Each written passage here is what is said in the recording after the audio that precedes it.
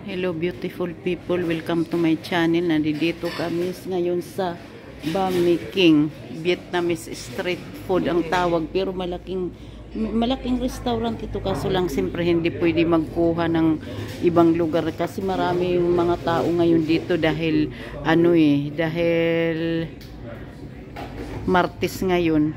Yan yung in-order ni Sveneric. Ayan. Pagkatapos ang pangalan niya, ito yun po, Vietnamese traditional beef noodles. Pwede kang pumili ng beef or chicken, pero chicken yung pinili niya. Ayan. Tapos nag-order din siya dito ng beer nila. Medyo mura yung nila, yung mga pagkain nila, hindi kagaya ng hotel na pinuntahan namin, ang kukunti lang, mahigit 500, pero mga yun mga more or less at least 3,000 yun, yung isang order lang. Ako, wag nyo na akong tingnan kasi free ako ngayong araw na to, pero bukas 8 days akong nagtrabaho.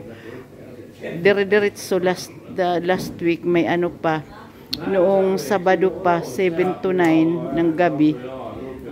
Kaya sabi ko banding tayo Sveneric kasi inano ko sa kanya ito yung Saigon, yan ang nila. Medyo mura, bagong to, bukas na restaurant, medyo mura siya.